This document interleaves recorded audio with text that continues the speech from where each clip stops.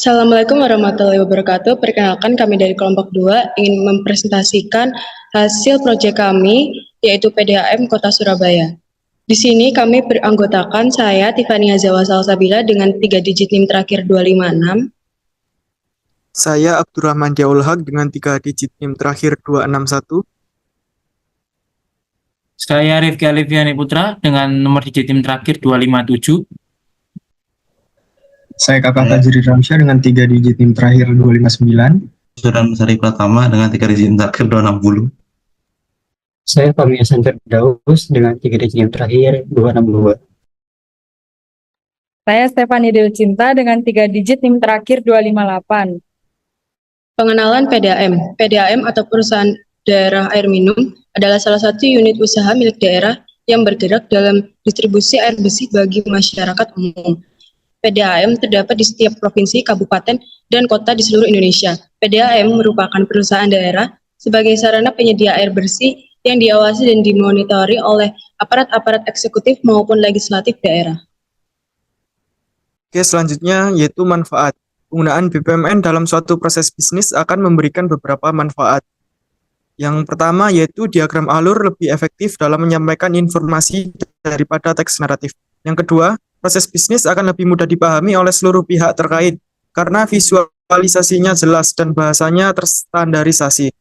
Yang ketiga, komunikasi dan kolaborasi antara tim jadi lebih jelas dan terarah. Yang keempat, tujuan proses bisnis jadi lebih gamblang. Yang kelima, proses bisnis menjadi lebih efisien. Yang keenam, output dari proses bisnis menjadi lebih berkualitas. Yang ketujuh, kepuasan pelanggan semakin meningkat. Selanjutnya yang ke-8, identifikasi masalah dalam proses bisnis jadi lebih mudah. Proses bisnis PDAM. Yang pertama yaitu mengisi formulir pendaftaran berupa nama, alamat, serta dokumen seperti KTP, KK, dan surat tanah yang akan diproses dalam 1 hari kerja. Yang kedua yaitu admin menerima dan memverifikasi permohonan pelanggan dalam waktu 4 hari kerja. Selanjutnya yang ketiga, pelanggan menerima nomor pendaftaran, di mana nomor pendaftaran ini berguna ketika pelanggan ingin melakukan monitoring terhadap progres pemasangan pipa barunya. Yang keempat yaitu petugas perencana mensurvei lokasi dari pelanggan. Tujuan survei ini adalah untuk memeriksa apakah lokasi tersebut dapat dijangkau oleh jaringan PDAM dan menentukan jenis pipa yang akan dipasang. Tugas perencana selanjutnya menginformasikan biaya pemasangan pipa baru pada admin. Yang keenam, admin menginput data dan menginformasikan biaya untuk pemasangan baru pada pelanggan baru melalui WhatsApp.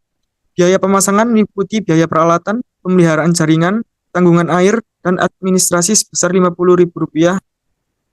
Terdapat 3 kategori yaitu kelompok 1 atau sosial umum dan sosial khusus. Jenis sosial umum dibebankan biaya pemasangan PDAM sebesar 7.100 per meter kubik. Kemudian jenis sosial khusus dibebankan biaya pemasangan PDAM untuk blok kurang dari 10 meter kubik sebesar 8.200.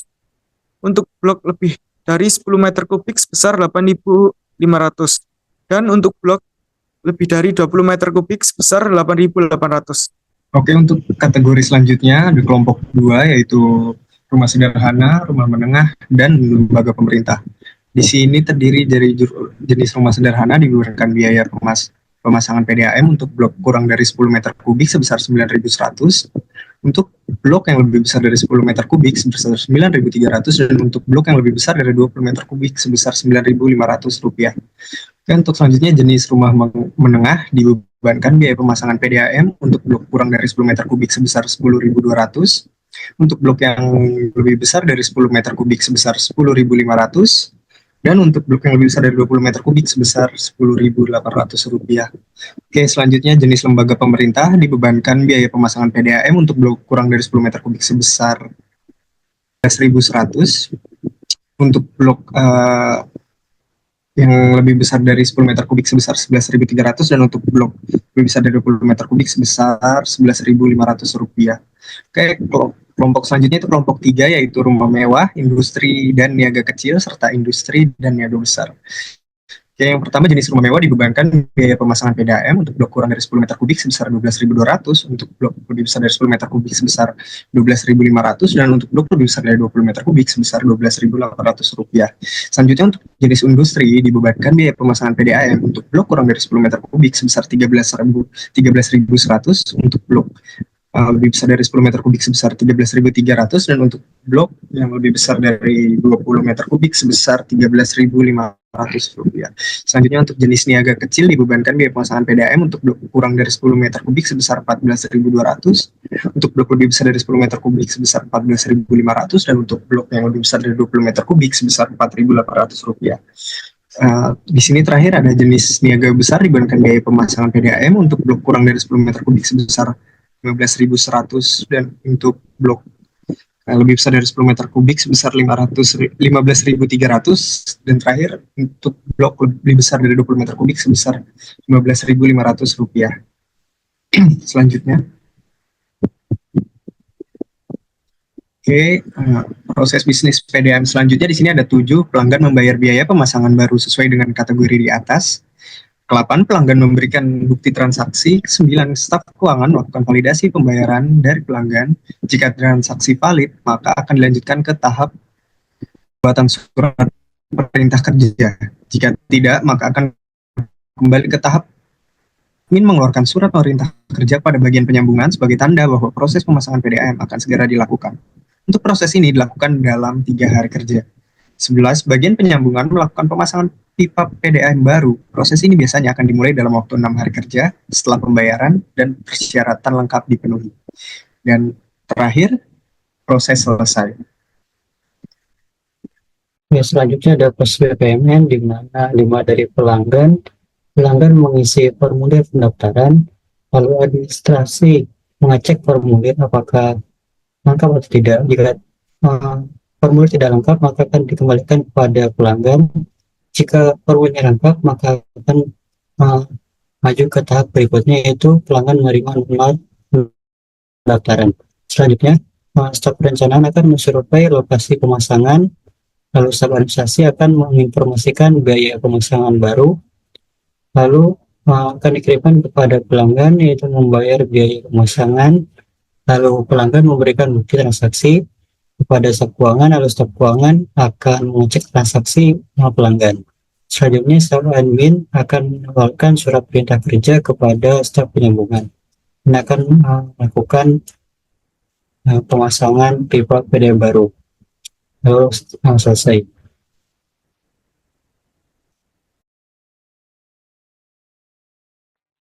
Oke, selanjutnya ada brainstorming milestone, yaitu mengisi formulir, lalu mengecek formulir, menerima nomor pendaftaran, dan mensurvei lokasi pemasangan. Dilanjutkan dengan menginformasikan biaya pemasangan baru, membayar biaya pemasangan, memberikan bukti transaksi, dan mengecek transaksi. Jika proses tidak valid, maka akan kembali ke proses membayar biaya pemasangan. Tetapi jika proses valid, akan dilanjutkan ke melakukan pemasangan pipa, dan terakhir proses mengeluarkan surat. Oke, selanjutnya ada framing proses. Ini ada event, itu mengisi formulir, dan subproses, itu mengecek formulir, menerima nomor pendaftaran, mensurvei lokasi pemasangan, menginformasikan biaya pemasangan baru, membayar biaya pemasangan, memberikan bukti transaksi, itu mengecek transaksi, dan melakukan pemasangan pipa PDAM baru, mengeluarkan surat perintah kerja. Selanjutnya result, itu proses selesai. Selanjutnya ada case for action, itu yang pertama petugas pemasangan saat di lokasi melakukan pilih-pilih dalam melakukan pemasangan. Yang kedua, ketika petugas mendapatkan tugas untuk pemasangan di tempat baru, terkadang tidak melaksanakan pemasangan sesuai jadwal yang tertera pada sistem. Yang kedua ada vision, yang pertama meningkatkan sistem pemantauan atau pengawasan terhadap proses pengerjaan. Yang kedua, mengurangi ketidakpastian jadwal masalah staf administrasi, staf perencana, staf keuangan, dan staf penyambungan. Selanjutnya, mekanisme itu perbaikan proses bisnis registrasi pelanggan baru. Dan yang terakhir ada matrix, itu menambahkan fitur monitoring agar pelanggan baru dapat melihat langsung kapan pemasangan akan dilakukan secara terjadwal, dan juga satuan kerja dapat melihat langsung progres dari petugas pemasangan. Next. Lalu di sini ada analisis ASIS. Analisis ASIS sama dengan BPMN tadi, dimulai dengan pelanggan yang mengisi formulir pendaftaran, Lalu dilanjut dengan bagian administrasi yang mengecek formulir. Jika formulir tidak lengkap, maka pelanggan diharapkan untuk mengisi formulir pendaftaran kembali. Namun jika formulir lengkap, maka nanti bagian administrasi akan mengirim nomor pendaftaran kepada pelanggan, lalu pelanggan akan menerima nomor pendaftaran. Dilanjut dengan bagian perencanaan yang mensurvei lokasi pemasangan.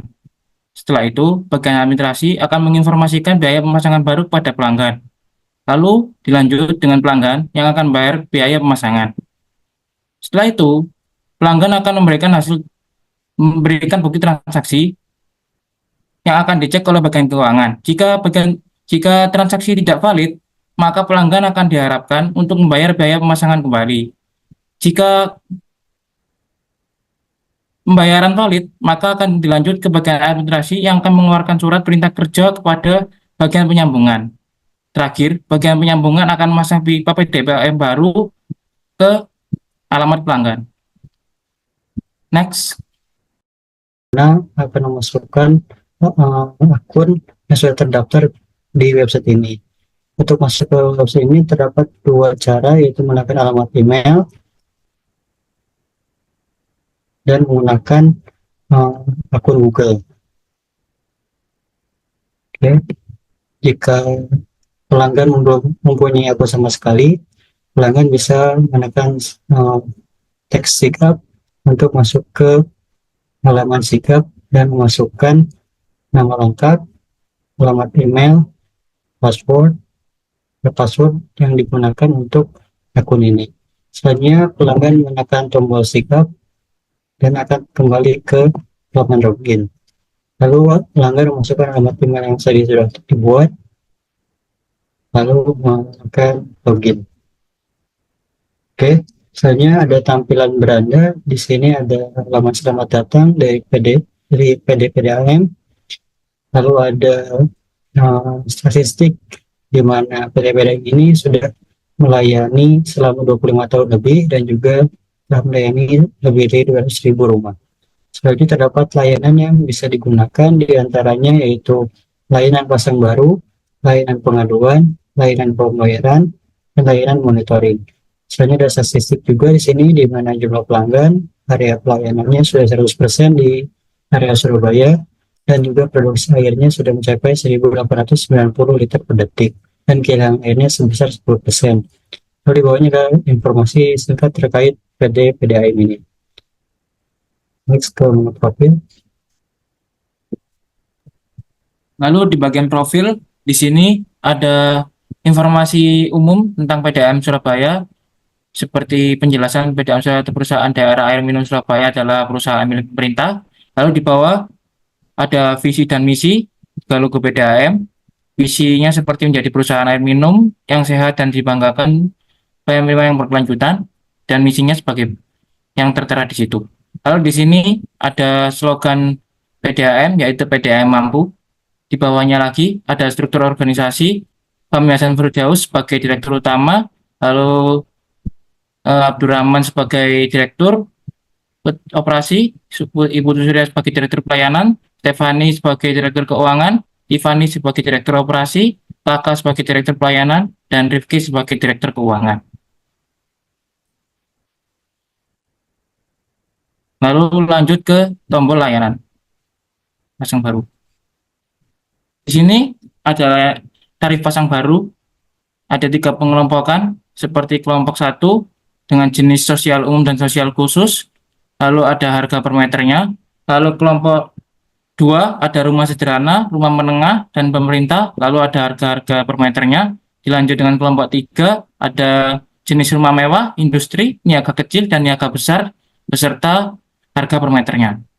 Lalu jika pengguna ingin mendaftar, akan mengklik tombol pendaftar dan akan diarahkan ke formulir pendaftaran. Di formulir pendaftaran, pengguna bisa mengisi nama lengkap, NIK, nomor HP, lalu alamat, dan milik Kecamatan Gayungan, lalu kelurahan Tintang, lalu nama jalan, ada Jalan Magarijata, lalu nama gang, nomor rumah, dan juga mengupload KTP, mengupload KK, lalu mengupload surat tanah.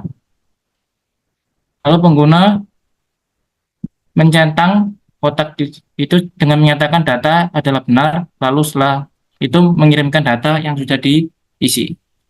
Di sini ada bukti pendaftaran yang berisi nomor pendaftaran, lalu tanggal, nama lengkap, nomor HP, nama jalan, nama gang, NIK, nomor rumah, kelurahan, dan kecamatan. Jika pengguna ingin mencetak, bisa menekan tombol cetak. Dan akan muncul notifikasi bahwa bukti pendaftaran telah selesai diunduh atau dicetak. Dilanjut ke layanan pembayaran.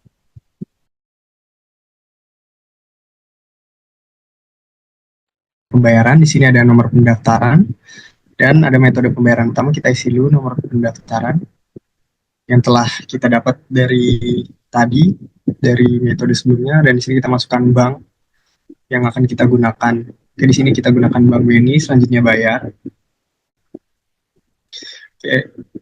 Oke, di sini akan menampilkan jumlah tagihan dan status transaksinya. Di sini terdapat nomor pendaftaran tadi yang telah dimasukkan, nama lengkap, tanggal pembayaran, jumlah tagihan, juga kode virtual account untuk melakukan pembayaran. Dan terakhir terdapat status transaksi. Di sini karena sudah dibayar maka akan terbayar. Selanjutnya ada layanan pengaduan. Jadi di sini di layanan pengaduan itu kita bisa mengadu kendala-kendala apa aja yang ada di PDA. Di sini bisa diisi dengan nomor pelanggan, nama pelapor, turiki, alamat, ada jalan keberatan, telepon, dan isi pengaduannya. Pipa PDA informasinya bocor. Dan kita bisa mengklik kirim pengaduan dan akan muncul pop-up notifikasi itu pengaduan Anda sudah terkirim dan mau tunggu tim kami untuk mengatasi. Oke, next. Oke, selanjutnya ada layanan monitoring. Pada laman layanan monitoring ini, pengguna dapat meninjau proses dari tahapan pemasangan pipa PDAM dengan cara pengguna memasukkan nomor pendaftaran pasang baru. Lalu setelah itu terdapat checkbox untuk pernyataan kebenaran bahwa pengguna adalah manusia, bukan robot, serta tombol cari data untuk mencari data pengguna pada sistem. Setelah itu akan muncul tahapan proses pemasangan. Untuk keterangan verifikasi permohonan terdapat status terverifikasi, lalu mensurvei lokasi juga statusnya terverifikasi, pembayaran statusnya terverifikasi, dan untuk pemasangan statusnya masih dalam proses, yang menandakan proses sedang dilaksanakan. Oke, next. Oke, dalam menu berita ini terdapat berita tentang PDAM yang ada di Surabaya ya. Ini bisa kita klik yang atas sendiri. Nah, jika kita klik ini langsung ada deskripsi tentang berita yang ada di Surabaya. Kemudian yang di bawahnya juga ini bisa kita klik. Sehari PDAM Surabaya perbaiki puluhan pipa rusak imbas proyek box culvert. Selanjutnya ada kontak, terdapat email, telepon, atau isi formulir untuk mempelajari masalah dan kami dapat memberikan Anda solusinya. Oke, di sini ada lokasi kami yaitu Jalan Ketintang, Kecamatan Gayungan, Surabaya, Jawa Timur. Ada nomor CS atau Customer Service, ada Instagram kami yaitu PDAM Surabaya, ada email pdamsurabaya@gmail.com. Di sini kami melayani servis selama 24 jam per 7. Selanjutnya akan diperlihatkan mockup dari tampilan lain. Di sini ada cover mockup. Selanjutnya ada mockup laman login dan sign up. Selanjutnya ada mockup beranda. Ada mockup profil juga di sini. Dan next, terdapat mockup layanan monitoring, layanan pemesanan, lalu layanan pengaduan, layanan pembayaran, buka berita-berita yang terdapat di web ini, dan juga kontak. Oke, kesimpulannya pemahaman terhadap proses bisnis PDAM ini melalui pemodelan dengan menggunakan PMN sangatlah penting untuk meningkatkan efisiensi dan efektivitas operasional perusahaan. Dalam proses pendaftaran pelanggan baru teridentifikasi bahwa terdapat 11 tugas yang harus dilakukan, mulai dari pengisian formulir pelanggan hingga memasang pipa. Analisis proses tersebut memperlihatkan kompleksitas dan langkah-langkah yang terlibat dalam menyediakan layanan air minum kepada masyarakat. Nah, dengan memahami proses ini secara mendalam, manajemen dapat mengidentifikasi permasalahan yang mungkin terjadi dan mengambil langkah-langkah untuk meningkatkan kualitas layanan serta efisiensi operasional. Sekian dari kelompok kami. Mohon maaf jika ada kesalahan. Wassalamualaikum warahmatullahi wabarakatuh.